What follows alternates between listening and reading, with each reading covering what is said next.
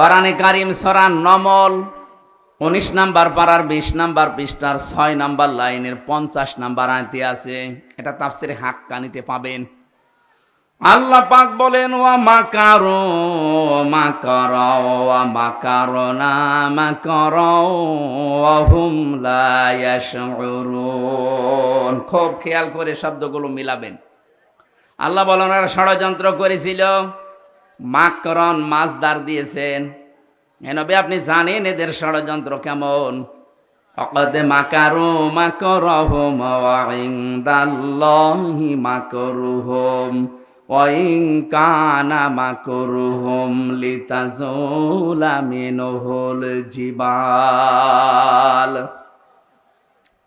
সূরা ইব্রাহিমের ভেতরে আল্লাহ আয়াতগুলো দিয়ে জানিয়েছেন, হে নবী, ওদের ষড়যন্ত্র এমন কঠিন এবং ভয়ঙ্কর ছিল, এত মজবুত ষড়যন্ত্র ওরা করেছিল যে পাহাড় পর্যন্ত তার জায়গা ছেড়ে দিয়ে চলে যাবে।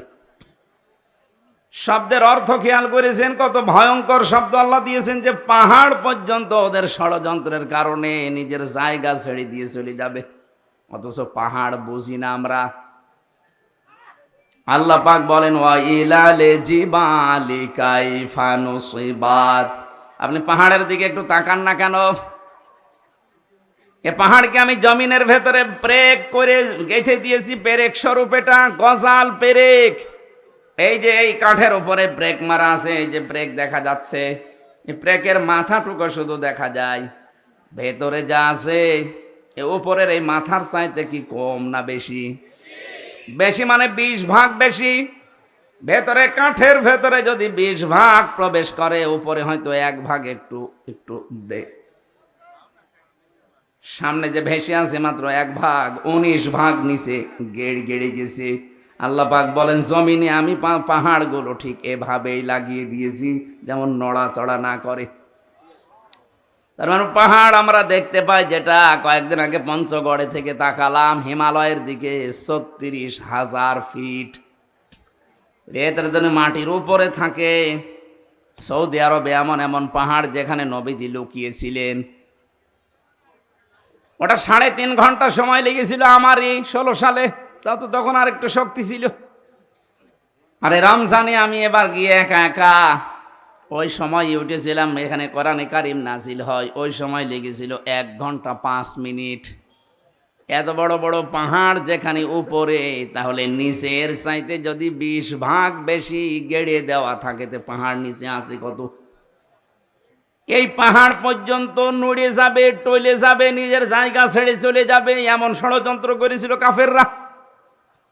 1500 বছর আগে মুহাম্মদুর রাসূলুল্লাহর সময় আবু জেহেল 14টা ষড়যন্ত্র করেছিল নবীর বিরুদ্ধে।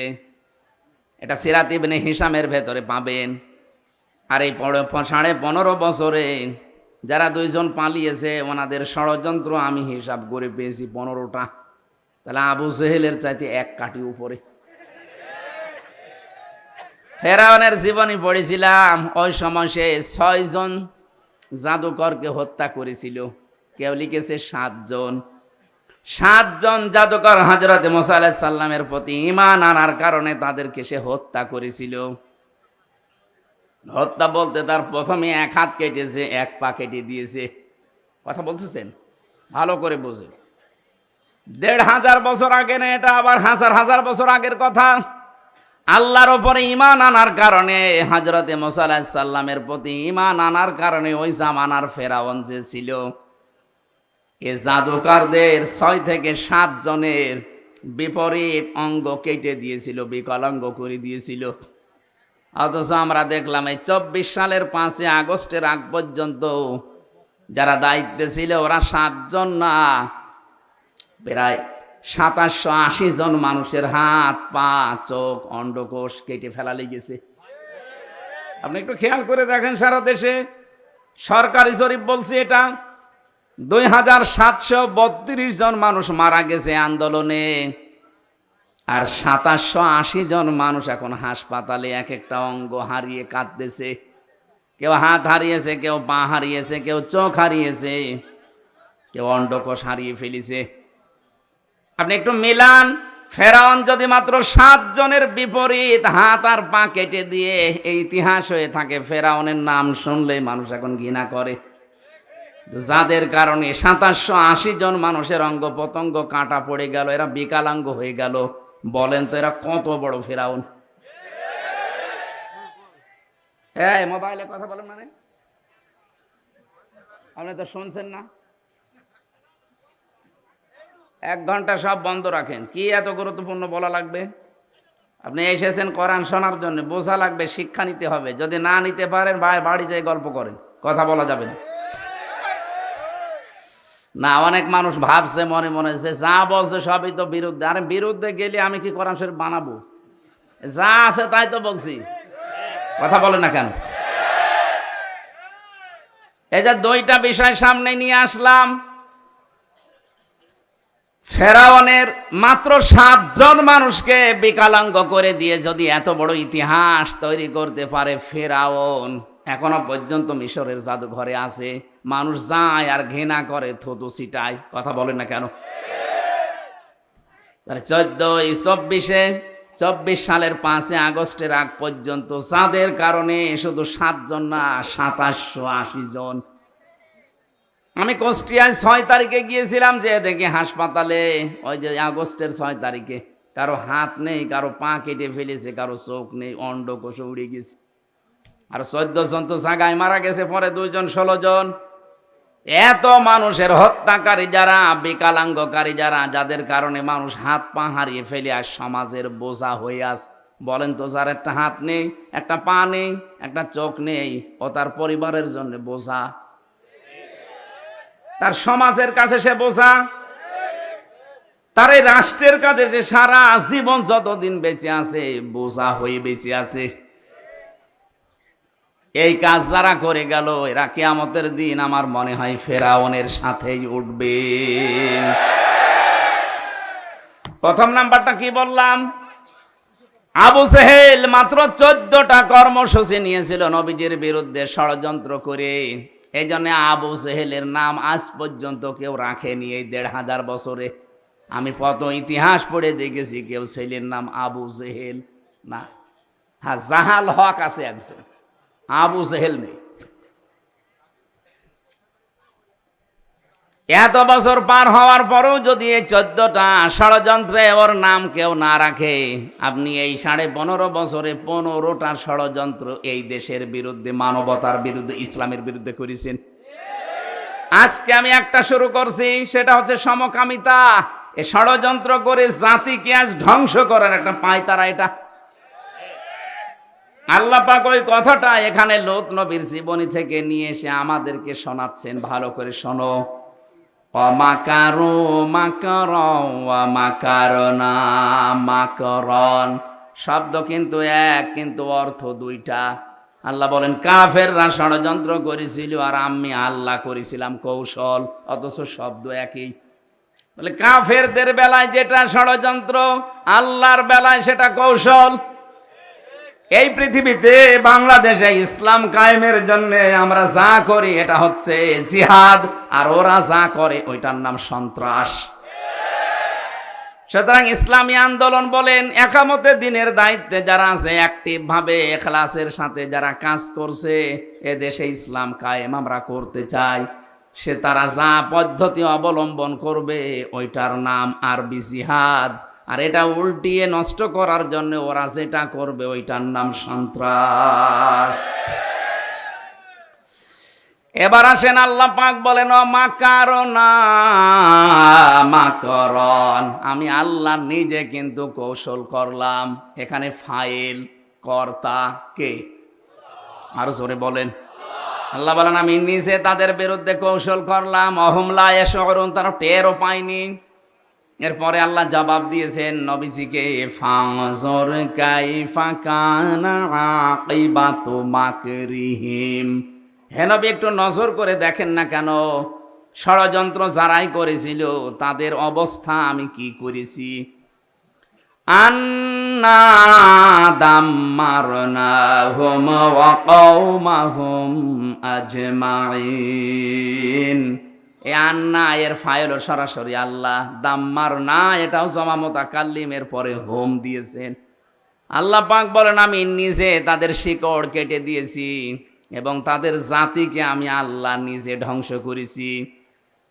কিভাবে ধ্বংস করলাম তার প্রমাণের পরের আয়াতে একটা আছে, এদিকে তাকান। ফাতিলকা বুয়ুতুহুম খাবিয়াতাম বিমা যালামু। আমি এবার আলেমদেরকে বলছি, আরবি গ্রামার অনুযায়ী ফা ব্যবহার করা হয় 19টা অর্থে।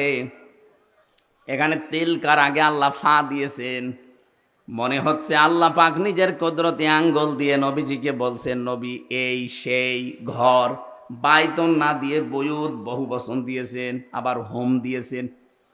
হে নবী এই সেই ঘর, এই ঘরগুলো একটু তাকাবেন আপনি। খাবিয়াতাম বিমা যালামু, এদের জুলুমের কারণে এদের ঘর বাড়ি ব্যবসা প্রতিষ্ঠান অফিস আদালত দেখেন আমি কি করেছি। খাবিয়াতান মানে জনশূন্য, ওজাড় গৃহ, সার শূন্য। এদের ঘরের দিকে আপনি তাকান তো কি অবস্থা। বাংলাদেশের দিকে এবার আয়াতটা মিলান। 2024 সালের আগস্টের 5 তারিখের বিকাল 5টা বাজতে বাজতে এদেশের যত জালেমদের ঘর ছিল অফিস ছিল দেখেন সবগুলো আল্লাহ ওজাড় গৃহ বানিয়ে দিয়েছে। এর বাস্তব প্রমাণ আমার কুষ্টিয়ার হানিফের বাড়ি, কামারুলের বাড়ি, ঝিনাইদহেও আছে। আপনি একটু খেয়াল করে দেখেন যারা জুলুম করেছে একজন, এটা জালেমদের জুলুমের পরিণতি। বিআন্নাহুম যুলিমু, কারণ তারা জুলুম করেছে। খাবিয়াতাম বিমা যালামু, তাদের এই জুলুমের কারণে আল্লাহ এই শাস্তিটা তাদের দিয়েছেন। ইন্না ফি যালিকা লাআয়াতাল লিকাওমিন ইয়ালামুন, অবশ্যই এর ভেতরে শিক্ষা আছে। লামে তাকিদ দিয়েছেন, লাআয়াতান, এর ভেতরে নিদর্শন আছে, শিক্ষা আছে তাদের জন্য। লিকাওমিন ইয়ালামুন, যারা জ্ঞানী সেই সম্প্রদায়ের জন্য। সুতরাং বাংলাদেশে আমরা এখন 18 কোটি মানুষ, যারা আমাদের জন্য শিক্ষা কি? এরা যদি জুলুম 15.5 বছর করার পরে একেবারে সার শূন্য হয়ে যায়, জনশূন্য হয়ে যায়, তাদের বাড়ি ঘর পর্যন্ত উজাড় গৃহ। আপনি তাকান এখন তাদের বাড়ি ঘর এখন জাতীয় টয়লেট হয়ে গেছে। মানুষ মনে হচ্ছে 4-5 জন 7 জন একসাথে দলবদ্ধ হয়ে প্রসাব করছে। তাহলে আগামীতে কেউ যদি এই চেয়ারে বসে, তারাও যদি এভাবে জুলুম আরম্ভ করে, তাদের বাড়ি ঘর আল্লাহ এভাবে সার শূন্য জনশূন্য ওজাড় গৃহ বানিয়ে দেবে। বুঝেছেন কারা কারা? হাত তোলেন তো। আলহামদুলিল্লাহ, কাজ হচ্ছে। আর বোঝেননি কারা? হাত তোলেন তো। ওই যে একজন, ওটার মাথা তার কাটা আছে। হ্যাঁ, ওটাকে অনেক মামু নাকি? আপনার সে একজন ছিল না, সে মোটা মতো কি আরাফাত নাকি? কই সে কই? ওরা মনে হয় আরাফাত হবে না। আমি যেটা বোঝাতে চাইলাম এতক্ষণ, এই যে 5-7 মিনিট আমি আন্দাজে কথা বলছি না, এটা কোরআন দিয়ে দলিল দিলাম। এটা হাজার হাজার বছর আগে লূত নবীর কাহিনী আল্লাহ শুনিয়েছেন এইভাবে। যদি কেউ এরকম আগামী 5 বছর করে চেয়ার পেয়ে, তাদের বাড়ি ঘরও কিন্তু এই হানিফ সাহেবের মতো হবে ইনশাআল্লাহ। এই জন্যে সমকেড়াবেন, সাবধান। আমার ভাইরা, যে কথা তোলার জন্য পর্যন্ত এসেছিলাম, কোরআনে কারীম যারা শুনতে এসেছি, এর পৃথিবীর শ্রেষ্ঠ নিয়ামতের ভেতরে এইটা একটা। আল্লাহ পাক বলেন আমার পক্ষ থেকে যত নিয়ামত আমি দিয়েছি, সব চাইতে বড় নিয়ামতের নাম 3টা। 1 নম্বরে কোরআনে কারীম, কুল বিফাদলিল্লাহি ওয়া বিরহমাতিহি ফাবিযালিকা ফালিয়াফরাহু হুয়া খায়রুম মিম্মা ইয়াজমাউন। রব্বুল আলামিন সূরা ইউনূসের 58 নম্বর আয়াতে জানিয়েছেন, নবী আপনি বলুন তামাম দুনিয়া যা পেয়ে আনন্দে আছে থাক, আমি আল্লাহর কাছে কিন্তু কোরআন শরীফ শ্রেষ্ঠ সম্পদ।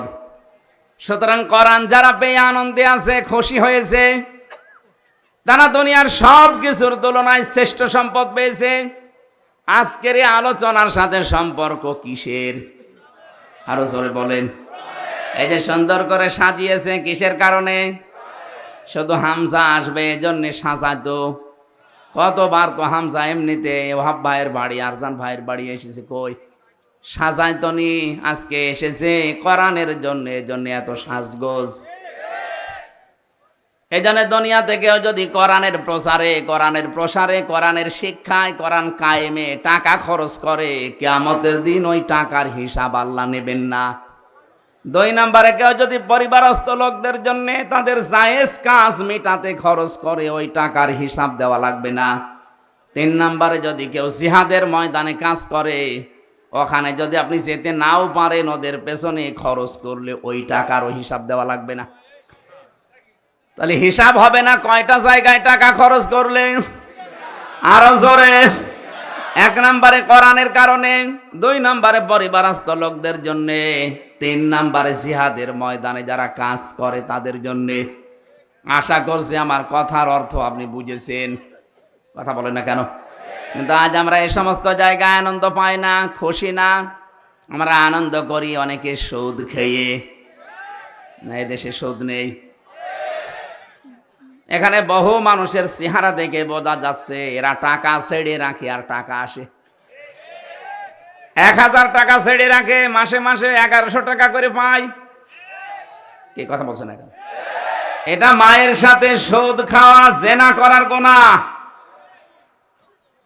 কল্পনায় যেটা আসে না সেই কাজ আপনি করতেছেন, আর আপনি নামাজ পড়েন। এই জন্য এই কাজে যারা আছেন, টাকা ছেড়ে রাখেন, টাকা আসে। অনেকে বলে আমি লাভ খাই, ইন্টারেস্ট খাই, জিনিস একই। কথা বলে না কেন? ও টয়লেটও যার নাম, গো তার নাম, জিনিস আলাদা। জিনিস তো একই, নাম আলাদা দিলেই হবে। যারা খাচ্ছেন, আশা করছি আজকের এই দিন থেকে এটা ছেড়ে দেওয়া লাগবে। কারা কারা ছেড়ে দিতে রাজি আছেন হাত তোলেন তো। তার মানে এলাকায় অনেকে খাচ্ছে। ঠিক আছে বাবা, শাহজালাল সব হালাল না। জেনাইদা জেলায় খাচ্ছেন যারা, ছেড়ে দেবেন। ব্যাংকিং ব্যবস্থা বাংলাদেশে যেগুলো আছে, অর্থনীতি, এটা যে ইবাদত অনেকে জানেই না, মনে করে এ দুনিয়ার কাজ না। সোনালী, চৈতালি, এই যে সমস্ত ব্যাংকগুলো আছে না, সোনালী, রূপালী, অগ্রণী, চৈতালি, এ ব্যাংকের চাইতে ইসলামী ব্যাংকে কারবার করা ইমানের দাবিতে 100% স্বচ্ছ। আপনি যদি ওই সমস্ত ব্যাংকে কারবার করেন, বলো ঔষধ এ ঔষধ, এটা কাফেরদের কথা। ওয়াহাল্লাল্লাহুল বাইআ ওয়া হাররামার রিবা, আল্লাহ ব্যবসাকে হালাল করেছে আর সুদকে হারাম করেছে। ওই জামানায় কাফেররা বলতো ও সুদও চা, ও ব্যবসাও তা। এখন অনেকে আজ বিভিন্ন জেনারেল ব্যাংকের সাথে ইসলামী ব্যাংক মিলিয়েছেন। আরে ভাই, এতদিন এই শয়তান, এই জালেমরা 15.5 বছরে ইসলামী ব্যাংকে হাত দিয়ে ওরা 75,000 কোটি টাকা আত্মসাৎ করেছে। ইসলামপন্থী এদেশের জনগণের ঘাম ঝরানো টাকাগুলো এই ব্যাংকটা প্রতিষ্ঠিত হয়েছিল। এদেশে শরিয়া ব্যাংক আছে, শরিয়া বোর্ড আছে এই ব্যাংকের জন্য। গোনা যদি হয় তাদের হবে, আপনার অসুবিধা নেই। নবীজি 13 বছর মক্কায় নামাজ পড়েছিলেন, কাবা শরীফে, না পড়েননি? আর 10 বছর পড়েছিলেন কোথায়? মদিনায়। বলেন, এই যে 13 বছর তিনি নামাজ পড়লেন মক্কায়, ওই সময় কাবা শরীফের ভেতরে মূর্তি ছিল না? কয়টা? 360টা। কয়টা? কি মনে হয় আপনার বলেন? 360টা মূর্তি সামনে নিয়ে নবীজি নামাজ পড়লেন, ওনার নামাজ হয়েছে? এ বলছে না, এ বলছে হ্যাঁ। কি বলেন, আপনার কি মনে হয় ওনার নামাজ হয়েছে না হয়নি? কেন হয়ে গেল নামাজ? কারণ উনি অপারগ ছিলেন। এই 13 বছরে একটা মূর্তিও সরানোর ক্ষমতা ওনার, বলেন বলেন। যখন ক্ষমতা পেয়েছেন মদিনার প্রেসিডেন্ট হয়ে, একটা মূর্তি ছিল? আর সবগুলো দিয়ে আলীকে দিয়ে ভাঙিয়েছেন, নিজে ভেঙে ভেঙে ফেলে দিয়েছেন। যে যতদিন পর্যন্ত দেশে যাকাত ভিত্তিক অর্থনীতি কায়েম না হবে, ততদিন আপনি ইসলামী ব্যাংকে নির্দ্বিধায় কাজ করেন, কোনো গোনা নেই। গোনা হলে ওদের হবে। শরীয়তের কিছু নিয়ম নীতি, ইসলামিক অর্থনীতির যেগুলো মেইনে অন্তত চলছে, তারা চেষ্টা চালাচ্ছে। 100% সম্ভব না, কারণ যতদিন রাষ্ট্রে যাকাত কায়েম না হবে রাষ্ট্রীয়ভাবে, ততদিন এদেশে যদি ফেরেশতাও ব্যাংক চালায় তার ওষুধ খাওয়া লাগবে। এই জন্য যতদিন কায়েম না হয়, নবীজি যেমন রাষ্ট্রপতি যতদিন না হয়েছেন ততদিন মূর্তির সামনে নিয়েই, বলেন না কেন, মূর্তির সামনে নিয়েই আমরা যতদিন ইসলাম কায়েম করতে না পারি ততদিন পর্যন্ত কাজ কারবার করলে ইসলামী ব্যাংকে করবেন।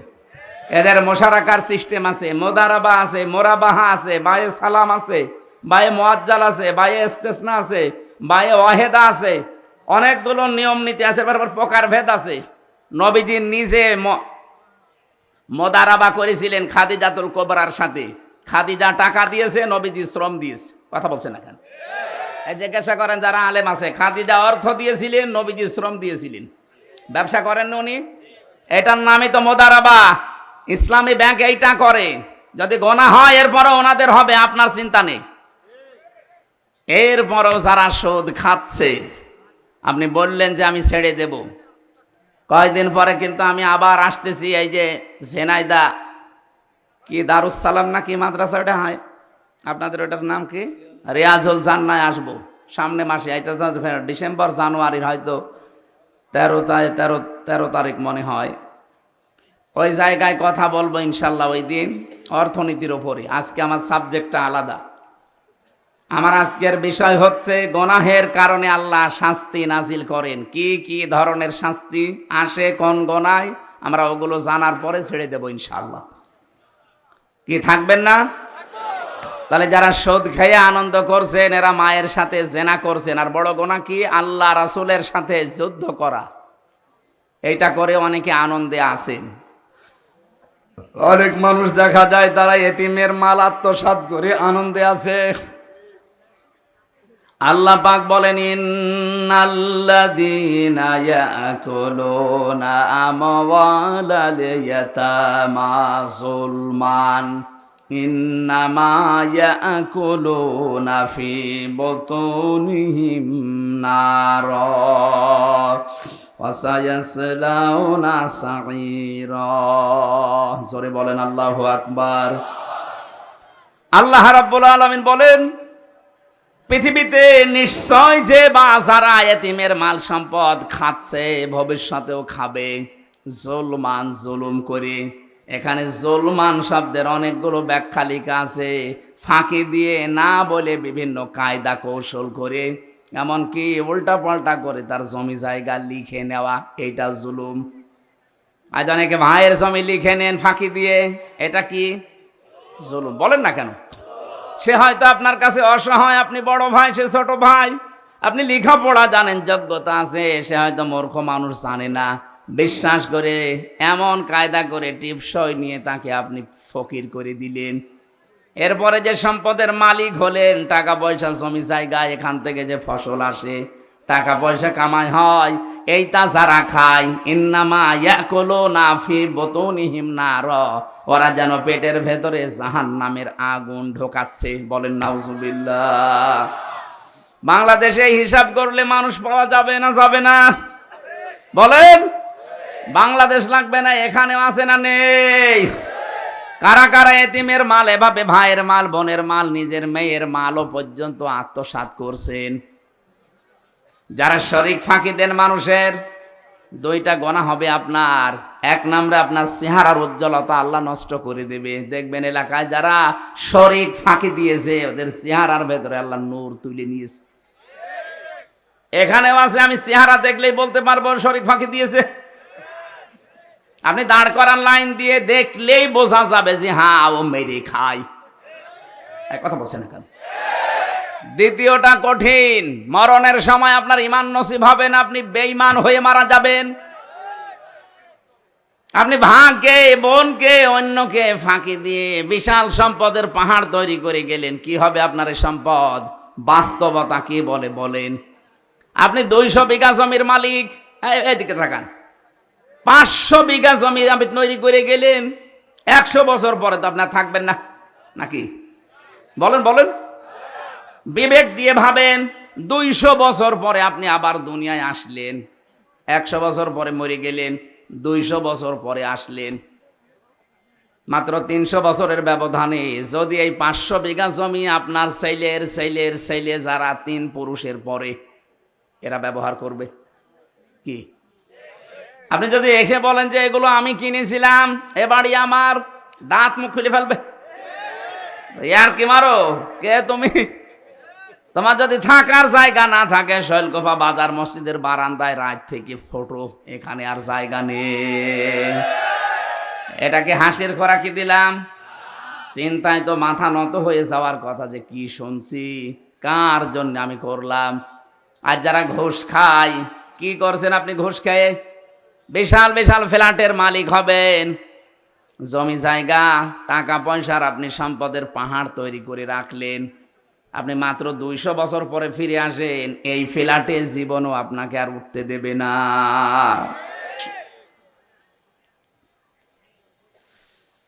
আল্লাহ রাব্বুল আলামিন বলেন, আমাল হায়াতুদ দুনিয়া ইল্লা মাতাউল গুরুর। হে নবী, পৃথিবীর জমিনটাই কিন্তু এরকম একটা ধোঁকা। এটা কি? আমি আমার বাবার সাথে ভালো ব্যবহার করি আমার আখেরাত ভালো হওয়ার জন্যে। কথা বলে না কেন? আমি আমার বাবাকে যদি ছেড়ে দেয় আমার আখেরাত ভালো হওয়ার জন্যে, আর দেখে যদি উনি আল্লাহ রাসূলকে মানে না, এরকম বাবাকে আমিও মানি না। আমি আমার মায়ের সাথে ভালো ব্যবহার করি আমার নিজের জন্যে, আমার আখেরাত তৈরি করার জন্যে। মাকেও যদি ছেড়ে দেওয়া লাগে, যদি দেখি না এও আল্লাহ রাসূলের বিরুদ্ধে অবস্থান নিয়েছে, ভালো ব্যবহার করব, কিন্তু মন থেকে মেনে নেওয়া সম্ভব না। এই কথা বলে না কেন? আমি এই যে দাড়িওয়ালা আশরাফ ভাইকে ভালোবাসি, এটা আল্লাহর জন্যে। যদি দেখি না ওনার কর্মকাণ্ড ইসলামের বিরুদ্ধে, ওনারে ঘৃণা করতেও আমার 1 সেকেন্ড সময় লাগবে না। নবীজি বলেন, মানা হাব্বা লিল্লাহ ওয়া আবগাদা লিল্লাহ ওয়া আতা লিল্লাহ ওয়া মানা লিল্লাহ ফাকাদ ইসতাকমালাল ঈমান।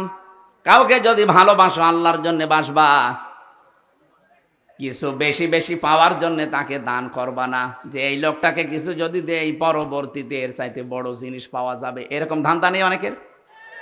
এক কথা বলেন না কেন? এই ধান্দায় বেশি পাওয়ার নিয়েতে কাউকে কিছু দিবা না। কিছু দিলে কার জন্যে? আরো জোরে। কাউকে যদি নিষেধ করো যে দেব না, তাও আল্লাহর জন্যে। কারো ওপর যদি রাগ করো, তাও আল্লাহর জন্যে। কাউকে যদি ভালোবাসো, তাও আল্লাহর জন্যে। 4টা কাজ আছে হাদিসে। নবীজি বলেন, যারা দুনিয়ায় 4টা করতে পারবে, ফাকাদ ইসতাকমালাল ঈমান, সে যেন তার ঈমানকে পরিপূর্ণ করে নিল। জোরে বলেন সুবহানাল্লাহ। আল্লাহ পাক বলেন, কিয়ামতের ময়দানে যখন এই মানুষটাই উঠবে আমার সামনে, যে 500 বিঘা জমি বানিয়েছে, 10টা ফ্ল্যাট বানিয়েছে, এই লোকটা কি বলবে জানেন? ইয়াউমা তাআতি কুল্লু নাফসিন তুজাদিলু আন নাফসিহা। শব্দের দিকে খেয়াল করেন। আল্লাহ মনে হচ্ছে আমার নাম ধরে বলছে। কুল্লু নাফসিন, প্রতিটি ব্যক্তি। আশরাফ হতে পারে, হামজা হতে পারে, আরজান হতে পারে, ওয়াহাব হতে পারে। প্রতিটি মানুষকে আল্লাহ যেন আলাদা আলাদা আলাদা করে ডাক দিয়েছেন। ইয়াউমা তাআতি কুল্লু নাফসিন, প্রতিটি ব্যক্তি কিয়ামতের দিন তুজাদিলু আন নাফসিহা, নিজের পক্ষে যুক্তি তর্ক প্রমাণ হাজির করবে আল্লাহর সাথে ঝগড়া করার জন্য। আল্লাহর কাছ থেকে বাঁচার জন্য যুক্তি প্রমাণ রেডি করবে, যে আমি এই কারণে করেছিলাম, আমি নামাজ পড়তে পারি না আমার সন্তানের কারণে, কারণ তাকে সুখে রাখতে গিয়ে আমি সারাদিন মাঠে কাজ করেছি, সেজদা দেওয়ার সময় পাইনি। এটা যুক্তি। আপনার আর কয়টা ছেলে মেয়ে? হযরতে ইয়াকুব নবীর দিকে তাকান, তার 12টা সন্তান ছিল। কয়টা বলেন? শুধু ছেলেই ছিল তার 12টা। তো এতগুলো সন্তানের কারণে কোনোদিন আল্লাহর বিধান থেকে তাকে তো টলাতে পারেনি। আপনি 2টা 5টা ছেলে মেয়ের কারণে আল্লাহর বিধান বাদ দিয়ে দেন, যুক্তি প্রমাণ করবেন, আল্লাহর কাছে খাড়া করবেন। আল্লাহ বলেন, তো যা দিল আন নাফসিহা, প্রতিটি মানুষ তার নিজের পক্ষে খাড়া করবে যুক্তি তর্ক। অতওয়াফা কুল্লু নাফসিম মা আমিলাত ওয়া হুম লা ইউযলামুন। প্রত্যেককে আমি আল্লাহ পরিপূর্ণ করে দেব তার কাজের প্রতিদান, কিন্তু তার উপর আমি জুলুম করব না। যে যতটুকুই করেছে কিয়ামতে আল্লাহ তাকে ওই পরিমাণ দেবেন। আমার এবার আয়াতের আলোচনা শুরু হচ্ছে। যেটা বললাম একটা 111 নাম্বার আয়াত সূরা নাহালের। এখন যেটা আমরা তেলাওয়াত করেছিলাম এটা সূরা নাহালের 112 নাম্বার আয়াত।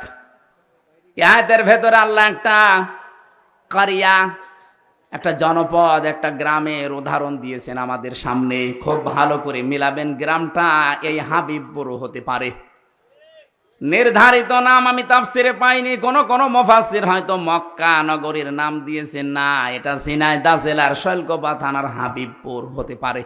আপনি একটু মিলাবেন, দেখবেন এই গ্রামের সাথে মেলে কিনা। আমার কথা বোঝা যাচ্ছে তো? আমি তো মনে হচ্ছে যে একেবারে ক্লাসের মতো বললে ছাত্র যেভাবে বোঝে ছাত্ররা ঠিক ওইভাবে বুঝতেছে। হ্যাঁ, কিছু যদি পাগল ছাগল থাকে 14 বার বুঝলেও বুঝবে না। ওরে বোঝাতে হলে কোরআন শরীফে হবে না, বুখারী শরীফে হবে না, কি লাগবে? বুখারী শরীফ। আপনারা কোরআন শরীফ, হাদিস শরীফ, বুখারী শরীফ দিয়ে যেহেতু বুঝে ফেলছেন, ভালো করে এবার বোঝেন। উপমা দিচ্ছেন, উদাহরণ দিচ্ছেন কে? আরো জোরে বলেন। এই জন্য উদাহরণ দিয়ে কোরআন বোঝালে মানুষ বোঝে ভালো। আল্লাহ পাক কোরআনে কারীম বোঝানোর ক্ষেত্রে বহু উদাহরণ কোরআনে সেট করেছেন। এমন এমন উদাহরণ দিয়েছেন। আজকে একটা উদাহরণ বলছি। ওয়াদারাবাল্লাহু মাসালান ক্বরিয়াতান। আল্লাহ পাক একটা গ্রামের উদাহরণ দিচ্ছেন, উপমা, দৃষ্টান্ত। খুব ভালো করে মিলাবেন। বললাম হাবিবপুর হতে পারে। এটা হাবিবপুর না? কি ছিল সেই গ্রামে? কানাত আমিনাতাম মুতমাইন্নাতান। 1 নম্বর ওই গ্রামটা ছিল নিরাপদ। 2 নম্বরে ছিল শান্ত নির্মল। তাহলে গ্রামের কোয়ালিটি পেলাম কয়টা? 1 নম্বরে নিরাপত্তা ছিল, 2 নম্বরে ছিল শান্ত। ইয়াতিহা রিজকুহা রাগাদাম মিন কুল্লি মাকান। বিভিন্ন এলাকা থেকে তাদের কাছে রিজিক আসতো। বিপুল পরিমাণে রিজিক তাদের কাছে আল্লাহ বিভিন্ন এলাকা থেকে বিভিন্ন কায়দায় পাঠাতেন। হয়তো ব্যবসার কারণে, বাণিজ্যের মাধ্যমে বিভিন্ন মানুষের মনের ভেতরে মায়া দয়া উদ্রেক করে দিয়ে। এতটুকু আল্লাহ শেষ করেননি। এইবার আসল কথা আল্লাহ জানাচ্ছেন। ফাকা ফারত বিআনউমিল্লাহ। তারা যখন আল্লাহর এই নিয়ামতগুলোর সাথে কুফরি করেছে, আল্লাহর নিয়ামত পাওয়ার পরে যখন তারা ঢেকে ফেলেছে, ফাআযাকাহাল্লাহু লিবাসাল জুই ওয়াল খাউফ। আল্লাহ পাক তখন তাদেরকে শাস্তি দেওয়ার জন্য মজা চাকাতে 2টা আযাব পাঠিয়েছেন। 1 নম্বরে তাদেরকে ক্ষুধা দিয়েছেন, 2 নম্বরে তাদেরকে ভয় দিয়েছেন। বিমা কানু ইয়াসনাউন, তারা যে কাজ করেছিল এর ফলশ্রুতিতে। বাংলা অর্থ বললাম, এবার আছেন তাফসিরে। আমার ভাইরা, মক্কা শহরের কেউ কেউ নাম দিয়েছেন এই কারিয়া। এই কারিয়া, এই গ্রামের নাম কেউ কেউ মক্কা দিয়েছেন। এই জায়গাটা পুরা আরব জাহানের ভেতরে তখন এমন শান্ত নিরাপত্তার চাদর ছিল কাবা শরীফ থাকার কারণে। রব্বুল আলামিন বলেন, অমাং দাখলাহু কানা আমিনা। এই ভালো করে এবার আমি যেখান থেকে যে পয়েন্ট বের করব, মনে করবেন ওখানে একটা নতুন শিক্ষা বের হবে। আছেন তো আপনারা? ইন্না আউওয়ালা বাইতি উবদিআ লিন-নাসি লাল্লাযী বিবাক্কাতা মুবারাকাও ওয়া হুদাল লিল আলামিন। এ পৃথিবীর সর্বপ্রথম ঘর যেটা, তার নাম বলে, যদিও কাবা, এটা মক্কায় অবস্থিত। মক্কার প্রাচীন নাম ছিল বাক্কা। আল্লাহ কোরআনে কারিমে মাক্কাও দিয়েছেন, বাক্কাও দিয়েছেন। এই বাক্কায় সর্বপ্রথম যে ঘরটা, 2টা কোয়ালিটি এ ঘরের। 1 নম্বরে মুবারাকান, এটা বরকতময়। পৃথিবীর কত জায়গায় তো যাই, কত জায়গা দেখি, একটা কালো গ্লাভ দিয়ে মোড়ানো আছে। আমার মনে হয় সব মায়া আল্লাহ ওর ভেতরে দিয়ে রেখেছেন। অন্তত যারা বোঝে, উপলব্ধি করে মুবারাকান শব্দটা, ওই আলেমগুলো যখন কাবার দিকে তাকায়, আমার মনে হয় অধিকাংশ আলেমের চোখ দিয়ে অঝরে পানি পড়ে। কত জিনিস তো তারা দুনিয়ায় দেখেছে, কিন্তু এর মতো সৌন্দর্য আমার আল্লাহ পৃথিবীতে আর কিছু দেয়নি। এবার রমজানে আমার বাবা মা আমি আর আমার ওই যে মেয়েটা নিয়ে যেতে পারি নাই মাওয়াকে, আমরা যাব এবার ওমরায়। বাবা মাকে বলবো, আপনারা মুরব্বী মানুষ, রাত দিন সময় পেলেই কাবা শরীফের দিকে তাকিয়ে থাকবেন। পৃথিবীর একটাই জায়গা যেখানে তাকিয়ে থাকলে গুনাহ মাফ হয়ে যায়। বাড়ি যে কালকে বলবেন সুবহানাল্লাহ। যারা যেতে পারেন না, মনের ভেতরে আফসোস আকাঙ্ক্ষা তৈরি করেন, আল্লাহ রাব্বুল আলামিন মরণের আগে অন্তত কাবা দেখার তৌফিক দিও। তে তো মোবারক বরকতময় করে দিয়েছেন আল্লাহ। বারবার যারা কাবায় যাবে, নবীজি বলেন তাদের অভাব অনটন আল্লাহ দূর করে দেবে। এজন্য সময় পেলে টাকা দিয়ে আপনি ব্যাংককে, হংককে, থাইল্যান্ডে, কানাডায় না যেয়ে, বেশি টাকা খরচ হয় না, অল্প কিছু টাকা দিয়ে কাবা শরীফটা দেখিয়ে আসবেন, আপনার জীবনের অভাব অনটন আল্লাহ দূর করবে। এতটুকু আল্লাহ শেষ করেননি, মোবারকান। 1 নম্বরে বরকতময়, 2 নম্বরে হুদান, এটা হেদায়েতের মার্কাজ। লক্ষ লক্ষ মানুষ, 257টা রাষ্ট্রের মানুষ সেখানে যায়, 257টা দেশের মানুষ সেখানে যায়। এক একজন মানুষ এক এক রকম দেখতে। চাইনা মানুষগুলোকে দেখলে মনে হয় আল্লাহ আলাদা ভাবে আল্লাহ হাতে বানিয়েছে, মনে হচ্ছে যে হাতে বানিয়ে 6 মিল থেকে বানিয়ে নিয়ে এসেছে। এদের নাক মুখ, এদের চেহারা দেখলে 6 মিলের ভেতরে দিয়েছিল, কাঠ হয়ে চলে এসেছে। আফ্রিকার ওদেরকে যদি দেখি, হাড়ির তলা তো কি কালো। আমি 16 সালে যখন গিয়েছিলাম, ওই সময় ওই যে হাজরে আসওয়াদ যে পাথর, সোমা খেতে পারছিলাম না, এত চেষ্টা করার পর কাছে যাই কষ্ট কষ্ট করে, এমন এক ধাক্কা খায় 4-5 হাত দূরে। চিন্তা করলাম দেখি কি করা যায়, দেখি একেবারে মোষ আসতেছে, কালো, সেই রকম উঁচা লম্বা মোটা। ওই মহিলারে বললাম যে আমি ওই পর্যন্ত যেতে চাই। তার ভাষা বোঝে না, আমারে বলছে যে এই জায়গায় চেপে ধরে রাখ। এইরকম মোটা মনে আছে, এক একটা দেয় না, আমার চাইতেও প্রায় হাত খানিক লম্বা, সেই রকম মোটা। ধরলাম হাত চেপে, গোয়ারের মতো, গোয়ার যেভাবে যায়, ওর হাতে মুখে কারো কিছু লাগলে মনে হচ্ছে ছিঁড়ে যাবে, মানুষ আগেই সাইড দিচ্ছে। আমার এই যে কাছে ফেলে দিয়ে বলছে এবার নিয়ে মাথা ঢোকা।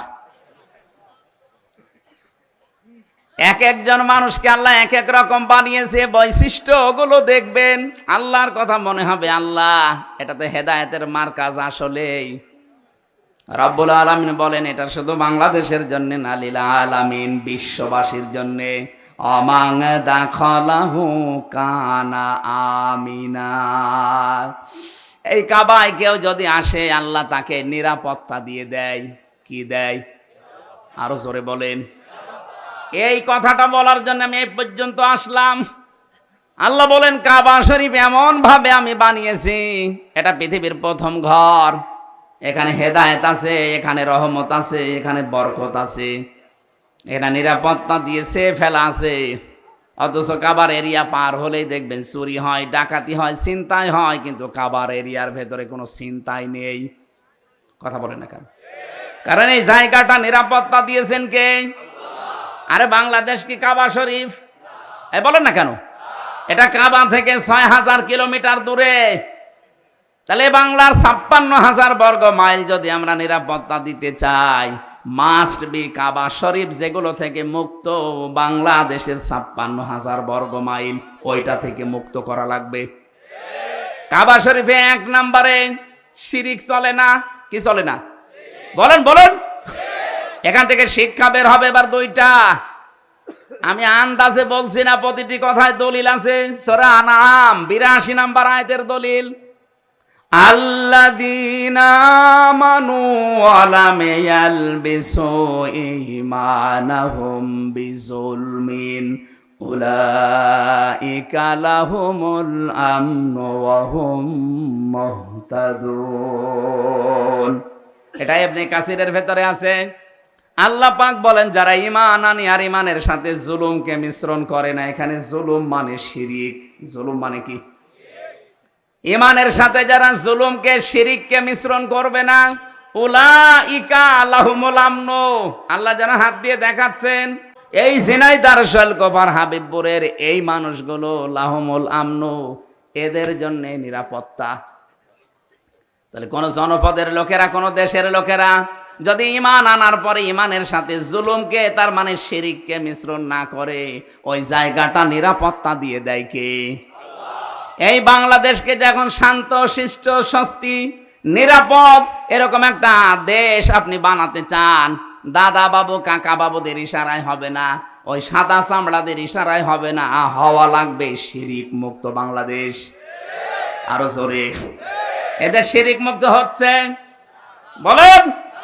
আরো শিরিক যেন করে, সেই রাস্তাগুলো 15.5 বছরে মানুষ খুলেছিল, মোড়ে মোড়ে মূর্তি তৈরি করে শিরিকের কারখানা তৈরি করেছিল, আল্লাহর ওপরে আস্থা বিশ্বাস তুলে দিয়েছিল। এক কথা বলছে না কেন? সার্বভৌম ক্ষমতার মালিক আল্লাহ, এইটা পর্যন্ত বাদ দিয়েছিল। বাংলাদেশ জামাত ইসলামী এইটা বিশ্বাস করতো, এই কারণে তাদের নিবন্ধন পর্যন্ত বাতিল করে দিয়েছিল। আপনি কি মনে করেন জামাত ইসলামী দাড়ি ছোট রাখে এই জন্য তাদের নিবন্ধন বাতিল? ওরা টুপি মাথায় দেয় হালকা, এই জন্য নিবন্ধন বাতিল না। ওরা জাতে মাতাল হলো, তাহলে ঠিক আছে কাফেররা। এই জালেমদের টার্গেট ছিল এদেশে আল্লাহর উপরে সার্বভৌম ক্ষমতার মালিক মানা যাবে না, যারা মানে তাদের এই কাজে নিষিদ্ধ করা যায়। আপনি টের পান কি কোথা থেকে কি হয়? যারা সার্বভৌম ক্ষমতার মালিক আল্লাহকে মানে না, মনে করে ক্ষমতার উৎস জনগণ, এটা যে শিরিক, এই সূক্ষ্ম বিষয়টা অনেককে বুঝতেও দেয় না। পাম দেয়, হাওয়া দেয় জনগণকে, হ্যাঁ আমরা মালিক, অথচ আমাদের হাতে কিচ্ছু নেই। ভোট দেওয়ারই ছিল, সেইটাও কেড়ে নিয়েছিল। কথা বলে না কেন? আমি মনে করছি আপনারা ঠিক বুঝতেছেন। এই বাংলাদেশে আজ যারা ক্ষমতার উৎস জনগণ মনে করেন, তারা কিন্তু শিরিক করছেন। কথা বলে না কেন? শিরিক যারা করে তারা মুশরিক। কি এবার শিরিক কিভাবে হয়? আল্লাহ যেটা পারে ওইটা অন্য কেউ পারে, এই বিশ্বাস করার নাম শিরিক। সন্তান দিতে পারে শুধুমাত্র কে? অন্য কোন বাবাও পারে, এ বিশ্বাস করার নাম। এরকম বিশ্বাস অনেক বাবা, অনেক মা, অনেক বউ করে না, তারা মুশরিক। কারণ আল্লাহ পারে যেটা অন্য কোন বাবা, সে পীরকে দরবারকে আপনি দিতে পারেন না। আইন তৈরি করতে পারে কে? এটা অন্য কেউ পারে, এই বিশ্বাস করার নাম শিরিক। আর শিরিক যারা করে তারা মুশরিক। সুতরাং বাংলাদেশে যারা আল্লাহর আইনের বিরুদ্ধে অন্য আইন কায়েম করতে চান, সে যে দলের লোক হন, আপনি কিন্তু শিরিক করছেন। আর শিরিক করলে আপনি, আরো জোরে বলেন। আমার মনে হয় এবার অনেকের মন খারাপ হয়ে গেল। আরে ভাই, আমি আপনাকে বাঁচাতে চাই। আমি কোরআনের চোখ লাগিয়ে দেখতে পাচ্ছি আপনি শিরিক করে অশান্তির সাগরে ডুবতেছেন দুনিয়ায়, আর মরণের পরে আপনাকে আল্লাহ জাহান্নামে ফেলবে বিনা বিচারে। কারণ মুশরিকদের কোনো বিচার নেই। কথা বলেন না কেন? কেন বললাম এটা বলেন তো? ইন্নাহু মাইয়ুশরিক বিল্লাহি ফাকাদ হারামাল্লাহ। অবশ্যই যারা শিরিক করবে, সূরা মাইদার আয়াত, আল্লাহ পাক বলেন জান্নাত তাদের জন্য হারাম, মাওয়াহুন নার, আর জাহান্নাম তাদের আসল জায়গা। এই জন্য শিরিক যেন আমাদের বিশ্বাসে না থাকে। বাংলাদেশ জামাত ইসলামের প্রতি যেই তহমতটা এই দেশের অনেক আলেম ওলামা দিয়ে থাকেন, বুঝে কি না বুঝে আমি জানি না, যে তাদের আকীদা ভালো না। কে বলেছে আপনাকে? আকীদা যদি ভালোই না হবে, ফাঁসির দড়ি গলার কাছে চলতেছে, তারপরেও অস্বীকার করে নাই। আপনার আকীদা এত ভালো, আপনি একটু ফাঁসির দড়ির কাছে যেয়ে দেখেন তো, মা গলায় নেওয়া লাগবে না, শুধু দড়ি 1 হাত দূর থেকে দেখবেন, দেখলে আপনার ভেতরে সব শুকিয়ে যাবে। কত বড় বড় আল্লাহর ওলিকে দেখেছি ফাঁসির নাম শুনলে কান্নাকাটি করে।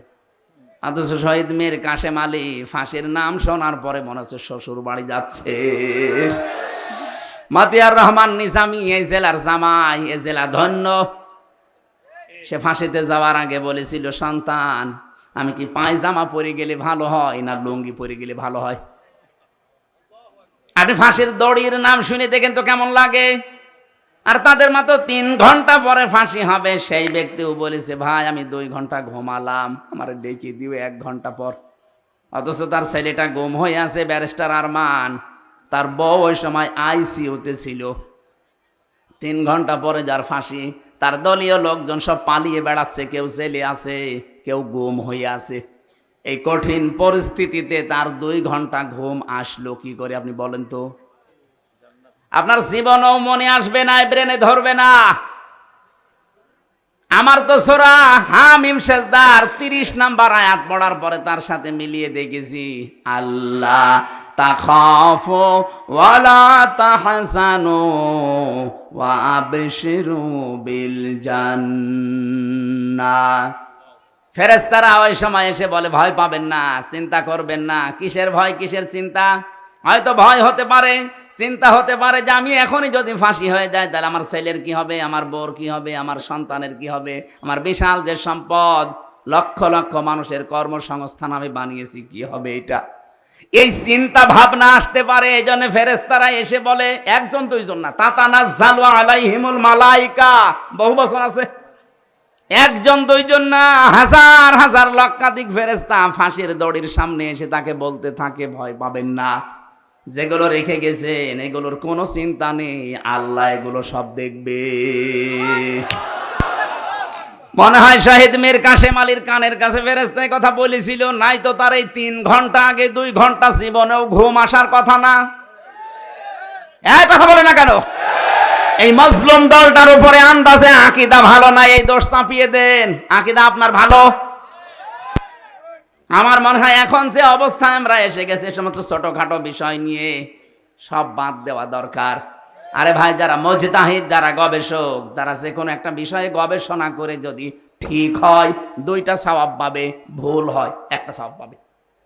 আপনি জিজ্ঞেস করেন আলেমকে, যে কোনো বিষয়ে শরীয়তের মাসলা মাসাইল নিয়ে যদি গবেষণা করে যদি ভুলও হয় তাও 1টা রসগোল্লা আছে, আর যদি সঠিক হয় কয়টা? আর আপনি তো কোনো চিন্তা ভাবনাই করেন না। সাজ্জাদ মাওলানা আবুল আলা মাওদুদী রহমাতুল্লাহ আলাইহির নাম ধরে উল্টাপাল্টা কথা বলেন। জীবনে তার 5টা বই পড়ে দেখেছেন।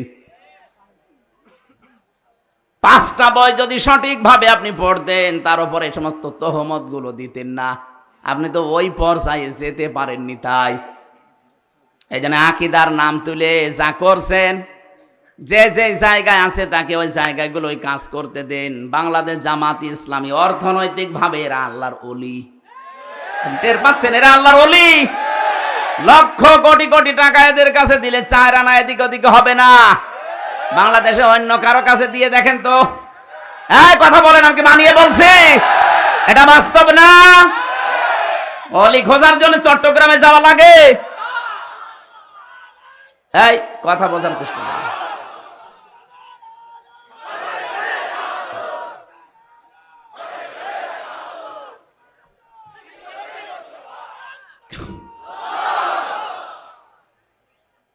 এখানে এই মাজলুম দলটার উপরে আমার মনে হয় উল্টা পাল্টা দোষ না দিয়ে তাদের প্রতি সহানুভূতিশীল হওয়া লাগবে। আজকে একটা সবচাইতে বড় এ বাংলাদেশের ভেতরে নাম করা মাদ্রাসা ঝালকাঠি NS কামিল মাদ্রাসা নেসারাবাদ, ওই জায়গায় ডাক্তার শফিকুর রহমান জামাতের আমির গিয়েছে, যে সৌহার্দ্যপূর্ণ আলোচনা হয়েছে। আমার মনে হয় সব জায়গা থেকে যদি এভাবে রেসপন্স আসে, দেশে ইসলামের বিরুদ্ধে কেউ আর থাকবে না। কওমি মাদ্রাসা হেফাজতে ইসলাম চরমনাই সহ ওনারা যে কাজগুলো করছে, ওনারা যে তালিমগুলো দিচ্ছে, ওই জায়গায় আমাদের যাওয়া সম্ভব না। ওই জায়গাগুলো তারা কাজ করছে, খুব ভালো কাজে আছে, আলহামদুলিল্লাহ। কিন্তু রাজনীতি, অর্থনীতি, দেশ পরিচালনা করার জন্য যে যোগ্যতাগুলো দরকার, শিবিরের লোক, জামাতের লোক যেভাবে অর্জন করেছে, আপনি ওই জায়গায় যেতে পারবেন না। আপনি BCS ক্যাডার হতে পারবেন, এই লোকটা হতে পারবে। অনার্স মাস্টার্স করেছে, BCS পরীক্ষা দিয়ে যদি টিকে যায়, কালকে ওই SP হতে পারবে, ASP, এরপরে SP। আমি BCS ক্যাডার হওয়ার জন্য আমি কোচিংও করেছিলাম, পরীক্ষাও দিয়েছিলাম। আমার লিখিত পরীক্ষায় পাস হওয়ার পরে ভাই যে দেখছে আমার 14 বংশ উল্টা পাল্টা, তখন আমারে বাদ দিয়ে দিয়েছে। যদি দেখতো না এর বাবা ওই যারা পালিয়েছে তাদের দলের সভাপতি, কি কথা বলছেন এখানে, যদি দেখতো এর দাদা ওই দলের সেক্রেটারি, বলতো ঠিক আছে সব মাফ, আল্লাহর ওলি আজকে থেকে ASP। জিজ্ঞেস করেন, 100 ভাগ বলতো কারণ আমার সে যোগ্যতা ছিল না, তা না, লেখাপড়া করলে আমি হয়ে যেতাম। আমাকে লাইন মতো উঠতে দেননি। এই 15.5 বছর এরকম বহু চেয়ারে দেশের বহু মানুষকে আপনি উঠতে দেননি। আপনি জালেম, আর এটা মজলুম। এই জন্য অন্যান্য যারা আছেন কওমি মাদ্রাসা ভাই, আপনাদের আমরা আহ্বান জানাচ্ছি যে তালিমের জায়গাগুলো আছে, খুব ভালো ভালো কাজে আপনারা আছেন। খায়রুকুম মান তাআল্লামাল কোরআন ওয়া আল্লামা। কোরআন যে শেখে, কোরআন যে শেখায়, তার মতো উত্তম মানুষ নেই। কিন্তু এখন দেশের যে অবস্থা, জালেমদের এখনো পর্যন্ত নজর কিন্তু আছে। এই নজর থেকে মুক্ত হওয়ার জন্য আন্তর্জাতিক যে ষড়যন্ত্রগুলো চলছে আপনার মাথায় ধরবে না, চিন্তা ভাবনা করা লাগে এর জন্য আলাদা। এখান থেকে বাঁচতে হলে আমার মনে হয় আকীদার প্রশ্ন তুলে মানুষকে আর দূরে সরানোর সময় নেই। বুকে টেনে নেন, কাছে আসেন, আগে ইসলামটা কায়েম হোক। কথা বলেন, ইসলামটা কায়েম হোক, এরপরে বলেন যে ভাই এই কাজটা ভুল হচ্ছে, এইটা শুধরিয়ে নেন, এইটা ঠিক করেন। তারা যা যা খেদমত করেছে, তার যে 50 বছরে যে খেদমত, আপনি 500 বছর পেলেও পারবেন না। কারণ 500 বছরে আপনি 450 বছর ঘুমাবেন। কথা বলছেন এখন। আর তার এই 50 বছরের হায়াতে আমার মনে হয় 30 বছর শুধু লিখেছে। আপনি টের পান কারে আন্দাজে কোন ফতোয়া দেন। এই জন্য আহ্বান জানাচ্ছি, দেশটাকে শিরিক মুক্ত করা লাগবে। আমাদের বিশ্বাসে যাদের শিরিক আছে, জামাত ইসলামের এই গঠনতন্ত্রে বিশ্বাসে আকীদায় শিরিক আছে, আপনি একটু দেখান তো যে এটা শিরিক। বলেন বলেন। আমি নাম ধরে বলছি এই কারণে, কারণ এই মাজলুম দলটার উপরে আবাহমান কাল থেকে এই দেশে একটা তহমত লাগিয়ে দিয়েছে আন্দাজে। কেউ যেন এই অবিচার করে তাদের উপরে তহমতটা দিয়ে নিজের গোনার পাল্লা ভারী করবেন না। নিজের চিন্তায় তো আমি নিজে বাঁচি না। কথা বলেন না কেন? তাহলে এই দেশকে যদি আল্লাহর নিরাপদের চাদর দিয়ে ঢেকতে হয়, জুলুম মুক্ত করা লাগবে, শিরিক মুক্ত করা লাগবে। বলেন। আল্লাহ পাক বলেন এমন একটা গ্রামের নাম বলছি শোনো, যে গ্রামটা শান্তি ছিল। এই যে আমনুন মানে নিরাপত্তা। আমনুন মানে কি? কানাত আমিনাতান মুতমাইন্নাতান, যেখানে বাস করে মানুষ আত্মতৃপ্তি পেত। মুতমাইন্না মানে কি? আত্মতৃপ্তি।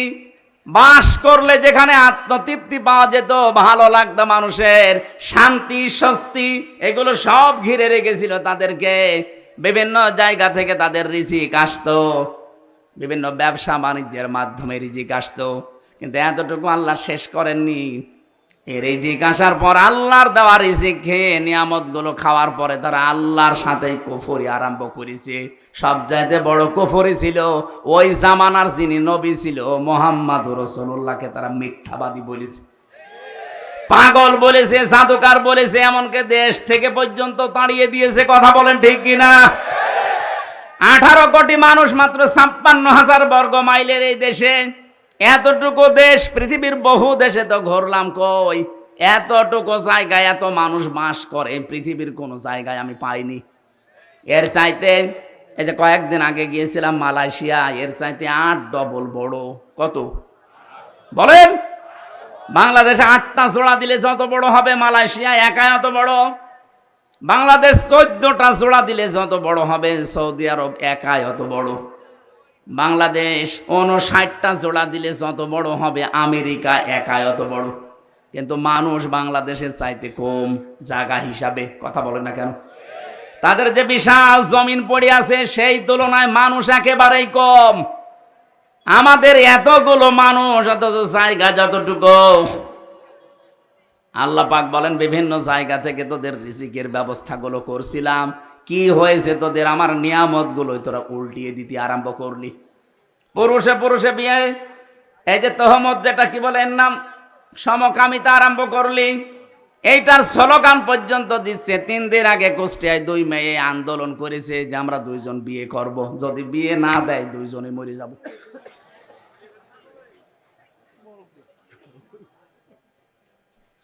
আল্লাহর সিস্টেমটাই পুরো পাল্টিয়ে ফেলতে চান।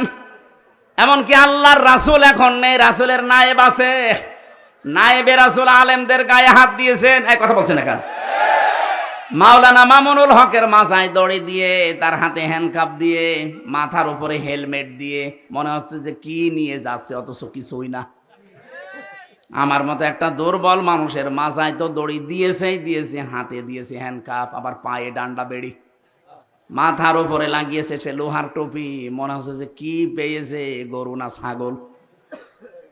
আপনি যদি আমার সাথে এই করেন, মাওলানা মামুনুল হকের সাথে, মাওলানা সাখাওয়াত হোসেন রাজির সাথে এই করেন, আমার মনে হয় যদি নবীজি এখন বেঁচে থাকতো, নবীর মাথায়ও দড়ি দিত।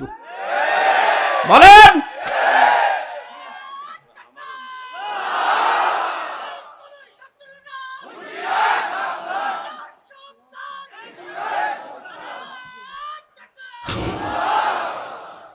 ঝিনাইদহবাসী, আমি এবার যেটা নিয়ে আসতে চাই, আল্লাহ রাব্বুল আলামিন বলেন রাগাদাম মিন কুল্লি মাকানিন ফাকাফারাত বিআনউমিল্লাহি ফাআযাকাহাল্লাহু লিবাসাল জুই ওয়াল খাউফ।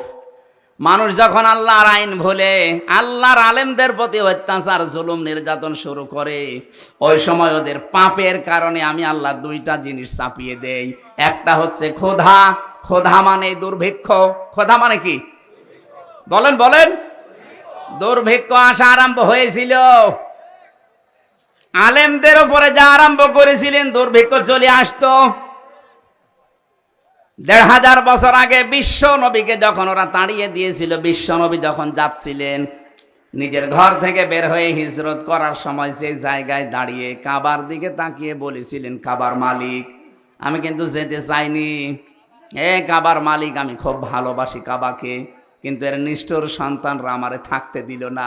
হ্যাঁ আমি যাচ্ছি। আল্লাহ ওই সময় সূরা কসসের ৮৫ নম্বর আয়াতটা নাযিল করেছিলেন, ইন্নাল্লাযী ফারাদা আলাইকাল কুরআনা লারাদ্দুকা ইলা মাআদ। অবশ্যই আপনার প্রতি আমি কোরআনের আইন মানা ফরজ করে দিয়েছি। হে নবী, আপনাকে আজ এই কোরআনের কারণে চলে যাওয়া লাগছে হিজরত করে, কিন্তু গ্যারান্টি দিলাম লারাদ্দুকা, লামে তাকিদ, আমি আল্লাহ গ্যারান্টি দিচ্ছি অবশ্যই আপনাকে আপনার এই জায়গায় আমি আবার ফেরত নিয়ে আসব, কিন্তু তখন এই দুর্বল করে না, শক্তিশালী করে নিয়ে আসব। মাত্র কয় বছরের ব্যবধানে নবীজিকে আবার এই জায়গায় নিয়ে এসেছিলেন, কিন্তু বাদশা করে। কথা বলেন ঠিক কিনা? নবীজি তো ১৩ বছর অত্যাচার সহ্য করেছেন, বাংলার মুসলমানেরা আমরা অত্যাচার সহ্য করছি ৫৩ বছর, তার ভেতরে ১৫ বছর আরো বেশি। উনি ১৩ বছর, আমরা ১৫ বছর, ২ বছর পার করে ফেলেছি বেশি। উনি যদি ১৩ বছর অত্যাচার সহ্য করার পরে ১০ বছর প্রেসিডেন্ট হতে পারে, আমার মনে হয় নবীজির এই জীবনী বাংলাদেশেও মিলবে। ১৫ বছর আমরা যারা জুলুম, নির্যাতন, অত্যাচারের শিকার হয়েছি, তাদের হাতে আল্লাহ ১০ বছর বাংলাদেশ তুলে দেবে। এইটার নাম ইলা রাদ্দুকা ইলা মাআদ। হ্যাঁ, কোরআন বাদ দিয়ে যদি কোনো পাপের কারণে কেউ পালায়, তার শাস্তি হচ্ছে দিন যত যাবে তার প্রতি ঘৃণা তৈরি হবে জনগণের। যেমন চেঙ্গিস খান, হিটলার, এই কথা বলছে না কেন? তারাও মানুষ হত্যার সাথে জড়িত ছিল, কিন্তু দিন যত যাচ্ছে হিটলারের, চেঙ্গিস খানের, যে পালিয়েছে লক্ষণ সেন, কি ৮৫০ বছর আগে পালিয়েছিল লক্ষণ সেন, এদের নাম শুনলেই মানুষ এখন ঘৃণা করে। কিন্তু কোরআনের কারণে যারা চলে গিয়েছিল টিকতে না পেরে, এই মানুষগুলোকে আবার আল্লাহ এই দেশে ফেরত নিয়ে আসতেছে সম্মানের সাথে। মাওলানা আবুল কালাম আজাদ, ওই যে লাল দাড়িওয়ালা লোকটা বাচ্চু রাজাকার নাম দিয়েছিলেন, সে কিন্তু এমনি এমনি পালিয়ে যায়নি, সেও চলে গিয়েছিল, কিন্তু অত্যাচার, নির্যাতনে, জুলুমে, কোরআনের কারণে, আর হলেন না তার পাপের কারণে। আরে ভাই, আপনি আন্দাজে দোষ দেন, যে সাক্ষী দেন, আপনি সাক্ষী তো দেন শুনে শুনে, অথচ সাক্ষী হওয়া দরকার দেখে দেখে। সাক্ষী মানে শাহেদ, শাহেদ মানে এই যে দেখে যারা চোখ দিয়ে তারা সাক্ষী দেবে, আর আপনি আন্দাজে শোনেন। জন্ম হয়েছে আপনার ৭৫-এ, সাক্ষী দিচ্ছেন ৭১-এ। আপনার মা বাবার তো বিয়েই হয়নি, আপনি সাক্ষী দিলেন কি করে? তার মানে বোঝা যাচ্ছে আপনি যারো সন্তান, আপনি দুনিয়ায় আসেননি। 75 সালে আসলেন, 71 সালে সাক্ষী আপনার নামে, তা আপনি তো বৈধ বাবা মার সন্তান, আশা করা যাচ্ছে না। কথা বলে না কেন? এরকম সাক্ষী হলে তো উল্টাপাল্টা। আমার নামে যে 4 জন সাক্ষী ছিল মজমপুর গেটে, আর এই যে এই চড়হাঁসের, জীবনে আমি কোনোদিন নাম শুনিনি। আর আমারে নিয়ে গেল আমার বাড়ি থেকে, পরের দিন পেপারে দিল না ওনার আমরা চড়হাঁস থেকে মজমপুর থেকে নিয়েছি। পুরোটা মিথ্যা কথা। তাহলে আমার পক্ষে বিপক্ষে যারা সাক্ষী দিয়েছে, কি সত্য সাক্ষী না মিথ্যা? বলেন বলেন। এরকম সাক্ষী 15.5 বছর চলছিল। এই জন্য কোরআনের কারণে যদি কেউ দূর হয়ে যায় দেশ থেকে, তাদেরকে আল্লাহ সসম্মানে ফিরিয়ে নিয়ে আসেন। আর কোরআনের বাইরে যে মানুষগুলো পালায়, এদের দিন যত যাবে ওদের চেঙ্গিস খানের মতো, লক্ষণ সেনের মতো অবস্থান হবে। লক্ষণ সেন 850 বছর আগে গেছে, আজও পর্যন্ত ফিরে আসেনি, কব্বরে চলে গেছে। লক্ষণ সেনের যারা আত্মীয় স্বজন পালিয়েছে, ওরাও কেউ ফিরে আসবে না। আর হলো উল্টা পাল্টা ফতোয়া দিচ্ছে ফেসবুকে। এরকম আন্দাজে উস্কানিতে পা দেবেন, পেছনে লাল হবে গোপালগঞ্জের মতো। দেখেন না, আর্মি শুধু একটু দিয়েছিল। ওই কয়দিন শুনলাম গোপালগঞ্জ থেকে ঢাকার ভাড়া দাঁড়িয়ে গেলে 1000, বসে গেলে 300। কেউ বসতেও পারে না, ও দাঁড়িয়ে শেষে 1000 টাকা দিয়ে যায়। এরকম অবস্থা হবে যদি উস্কানিতে পা দেন। ও পালিয়ে গেছে, আজকে শুনলাম আজকে অসুস্থ, ওর নাকি চিকিৎসাও হচ্ছে না এখন। আজকে দেখলাম পেপারে অসুস্থ, চিকিৎসা হচ্ছে না। ও ছাতা কবে টেনশনে মরে যাবে। কথা বলে না কেন? আর তার উস্কানিতে পা দিয়ে আপনি ফাঁদে পা দিয়ে লাফাচ্ছেন। লিস্ট করে রাখো, আমি আসতেছি। আপনি আসতে আসতে তো কব্বরে চলে যাবেন লক্ষণ সেনের মতো। ঝিনাইদহবাসী আয়াতের শেষে ছিল আল্লাহ তাদেরকে মজা চাকিয়েছিলেন। এই কারণে নবীজির উপর যখন জুলুম অত্যাচার তারা বাড়িয়েছে, নবীজি বরদোয়া দিয়েছিলেন, আল্লাহ দুর্ভিক্ষ দিও। এমন দুর্ভিক্ষ দিয়েছিল তাদের, খাবার আসাস ওই আশপাশ যে ইয়ামেন থেকে, সিরিয়া থেকে, কুয়েত থেকে, কাতার থেকে খাবার বন্ধ হয়ে গিয়েছিল। এটা নবীদের বরদোয়া। এই 15.5 বছরে এদেশ থেকে বহু কিছু আমরা হারিয়ে ফেলেছি, আলেমদের বরদোয়া। কত আলেমকে আমি তাহাজ্জুদের নামাজ পড়ে হাউমাউ করে কাঁদতে দেখেছি। মাওলানা শাখাওয়াতকে, মাওলানা মামুনুল হককে আমি শিশুর মতো কাঁদতে দেখতাম। তাহাজ্জুদের নামাজে 1.5 পারা, 2 পারা, 3 পারা, 5 পারা পর্যন্ত উনি পড়তো। 2 রাকাত নামাজে 3 পারা পড়ে এমন কান্না আরম্ভ করতো, মনে হচ্ছে কেউ মারা গেছে। আমি তো পাশের রুমে 3 বছর ছিলাম ওনার সাথে। এ জালে আলেমদের কথাগুলো আল্লাহ একদিনও শোনেনি? বলেন। কত বিডিআর 1 মাস পরে রিটায়ার্ড হয়ে যাবে, অথচ 14 বছর জেল খাটতেছে। এরা রাতের বেলা যখন উঠতো, আমার বাবার চাইতেও বড় তারা, কি কান্না তাদের, এমন একটা আওয়াজ দিত। আমার মনে হয় এই দীর্ঘশ্বাস, এই আওয়াজ আমার আল্লাহর আরশে গিয়ে ধাক্কা খেয়েছে। জালেমদের পতন এমনি একদিনে হয়নি, বহুদিনের জমানো পাপ। এই যে বহুদিনের জমানো পাপ, এটা আমি বানালাম। সূরা আলে ইমরানে আছে 4 নাম্বার পারা 12 নাম্বার পৃষ্ঠা 9 নাম্বার লাইনে আছে, ইন্নামা নমলি লাহুম লিয়াজদাদু ইসমা। আল্লাহ পাক বলেন, ওদের পাপের বোঝা যখন পরিপূর্ণ হয়ে যায়, ওয়ালাহুম আযাবুম মুহিন, তখন আমি অপমানজনক শাস্তি দেই। আগস্টের 5 তারিখ থেকে আজকের এই নভেম্বর ডিসেম্বরের 2 তারিখ পর্যন্ত, এই 3 মাস 3 দিনের ভেতরে আপনি তাকান কি অপমান আর বাকি আছে বলেন জালেমদের। আজকে জনায়েত বলককে নাকি জঙ্গিদের সাথে ফাঁসির আসামিদের থাকতে দিয়েছে। উনি এমপি ছিল, মন্ত্রী ছিল, ওনাকে ডিভিশন দেয়নি, তাই আন্দোলন করবে। আরে শয়তান, ও কি এমপি মন্ত্রী, কি ভোটের এমপি মন্ত্রী যে ওরা ডিভিশন দেওয়া লাগবে? ভোটের এমপি ছিল যে অধ্যাপক মিয়া গোলাম পরোয়ার, তারে আপনি ফাঁসির কন্টেম সেলে রাখলেন, জঙ্গিদের সাথে রাখলেন, তখন মানবতা কোথায় গেল?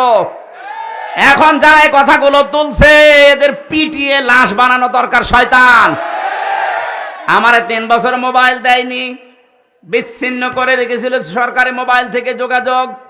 ফাঁসির কন্টেম ছেলে আমার রেখেছিল, তখন তো কোনো কথা বলনি। কত এমপিকে আমি পেয়েছি, তাদেরকে ডিভিশন দেওয়া দূরের কথা, কন্ডেম ছেলে রেখে দিয়েছিল। আর এখন ওদের মানবতা উতলিয়ে পড়ছে। এই জালেমদের দোসর সেইগুলো, এগুলোর এখনো মায়ের হয়নি, এগুলো এখনো পিটিয়ে গাছ বানানো দরকার। আল্লাহ বলেন ফাযাকাল্লাহ, ওদেরকে আমি আল্লাহ মজা চাকাবো। আল্লাহ যদি ঠাট্টা করে কথা বলতে পারে, আমরা বললে দোষ কি? আল্লাহ বলছেন ফাযাকাল্লাহ, আমি আল্লাহ নিজে ওদেরকে স্বাদ চাকাবো, ওদের পাপের স্বাদ। এক নম্বরে স্বাদ হচ্ছে লিবাসাল জো, ক্ষুধার পোশাক। পোশাকের নাম দিলেন কেন? কারণ একটা পোশাকেই মানুষের বিভিন্ন জিনিস ফুটে ওঠে। পোশাকের দ্বারাই তার স্ট্যাটাস, তার যে মান সম্মান, তার মর্যাদা, তার যে কোন লেভেলে আছে লোকটা, সেটা পোশাকে ফুটে ওঠে। এই জন্য বাদশাদের পোশাক দেখবেন আলাদা। কথা বলছে না কেন? আল্লাহ বলেন এমন ক্ষুধা দারিদ্র দিয়েছিলাম ওই জামানায় নবীর বরকতে, বরদোয়ার বরকতে, বরদোয়ার ফলে এই মানুষগুলো পায়খানা আর এর সাথে মদ মিশিয়ে, পায়খানার মদ মিশিয়ে বড়ি বানিয়ে বানিয়ে ওরা খেয়েছিল। আলেমদের বরদোয়ার কারণে দেশটাও রসগোল্লায় যাচ্ছিল। কিন্তু আমার আল্লাহ মনে হচ্ছে হাতে ধরে 5 তারিখে বাঁচিয়ে দিয়েছেন। অওয়াদানা আনকা বিজরাক আল্লাযী আনকাদা যাহরাক। হে নবী, আপনার পিঠকে বাঁকা করে রেখেছিল আইয়ামে জাহিলিয়াতের পাথর। কিসের পাথর? আইয়ামে জাহিলিয়াতের পাথর আপনার পিঠকে বাঁকা করে রেখেছিল। আমি কি পাথর সরিয়ে দেইনি বোঝা? আমার মনে হয় 1500 বছর পরে আল্লাহ আর একটা আয়াত নাজিল করে আমাদের জানাচ্ছে, বাংলাদেশ মুসলমানেরা, আমি কি তোমাদের পিঠের উপর থেকে আমি জাহিলিয়াতের বোঝা নামিয়ে দেইনি? ওটা ছিল আইয়ামে জাহিলিয়াত, আর এইটা শব্দ দুইটা প্রায় এক। ওরাও যা করতো এরাও তাই করেছে। কথা বলছেন কেন? ওরাও সরকারি মালের কোনো অডিট ছিল না, জোর যার মুল্লুক তার। এই 15.5 বছরে এইটাই চলছিল, সরকারি মালের কোনো অডিট নেই, জোর যার মুল্লুক তার। এক একজনের বাড়ি দেখেছেন, এক একজনের বাড়ি চললাম 620টা বাড়ি বানিয়েছে একজন ভূমি মন্ত্রী ছিল। 620টা বাড়ি, ওর বাড়ি লাগে কত? আমাদের কুষ্টিয়ার যিনি মানবতার বন্ধু নামে খ্যাত হানিফ সাহেব, তার এই যে খুলনা, বাগেরহাট আর সাতক্ষীরার যে মাছের ঘের, আমার মনে হয় পুরা জেলার অর্ধেকই তার। সব তো জিবরাইল দিয়ে গেছে। বলুন, তার ভাই আতার দিকে তাকান, ওর রিকশা চালানোর যোগ্যতাও নেই, অথচ 8 তলা বিল্ডিং বানিয়েছে, মনে হচ্ছে জান্নাত বানিয়েছে। আগস্টের 5 তারিখে বানিয়েছিল, 6 তারিখে বিকাল 5টার সময় যে দেখি পুরাটা জনগণ টয়লেটের সেই প্যান্ট পর্যন্ত খুলিনি চলে গেছে। এখন ওজাড় গৃহ হয়ে আছে। কোরআনের আয়াত যেভাবে খাপের খাপ মুনতাজের বাপ মিলিয়ে যাবে, কথা বলছেন এখন। আগামীতে কোন জালেম যদি এরকম করেন, তারও কিন্তু মিলবে না। আল্লাহ নেই। আরো জোরে বলেন। খোদা থেকে বাঁচতে হবে আমাদের। জুইয়াল খব, ভয় থেকে। ভয় কি? ওই জামানায় যখন সন্ধি হয় নবীর সাথে মক্কা বিজয়ের আগে, সন্ধি হওয়ার পর থেকে বিভিন্ন দেশে নবী সারিয়া পাঠাতেন, প্রতিনিধি দল পাঠাতেন। মক্কার মানুষেরা মনে করছে আমাদের ওপর তো আক্রমণ হয় না, কিন্তু মানুষ দলে দলে পালে পালে ইসলামে আসতেছে, না জানি কখন মক্কা হামলা করে আমাদেরকেও মিশিয়ে দেয়, এই ভয়ে ছিল। আর মনে হচ্ছে ঠিক 1500 বছর পর বাংলাদেশের এই 56,000 বর্গ মাইলের সাথে আল্লাহ এইটাই ঘটিয়েছে। আয়াতের তাফসিরের ভেতরে, তাফসিরে তাবারির ভেতরে দেখেছি, শানে নজুলের ভেতরে। আপনারা আছেন? আল্লাহর নবী যখন মেরাজে যাচ্ছিলেন, জিবরাইলকে বললেন, ভাই জিবরাইল, যে কালো কালো পোকার মতো কি উঠতেছে আমাদের সাথে, আর কালো কালো কিছু পিপিলিকার মতো নামতেছে। জিবরাইল বললেন, হে নবী, এই পৃথিবীতে আপনার উম্মতেরা যে খারাপ কাজগুলো করে, এই খারাপ কাজগুলো উপরে উঠে যাচ্ছে, আর এই খারাপ কাজের প্রতিফল ওই পিপিলিকার মতো শাস্তি আল্লাহ নামাচ্ছে। তাহলে দুনিয়ায় যে যেই ধরনের অপরাধ করবেন, এই অপরাধটাই আল্লাহ উপরে তুলে নেবে, এইটার শাস্তি যা হয় ওইটা দুনিয়ায় পাঠাবে। এটা আমি বানালাম। এটা সূরা রোমের 41 নম্বর আয়াতে আল্লাহ দলিল দিয়েছেন, যাহারাল ফাসাদু ফিল বাররি ওয়াল বাহর বিমা কাসাবাত আইদিন নাস লিইউযীকাহুম বা'দাল্লাযী আমিলু লাআল্লাহুম ইয়ারজিউন। বলেন আল্লাহু আকবার।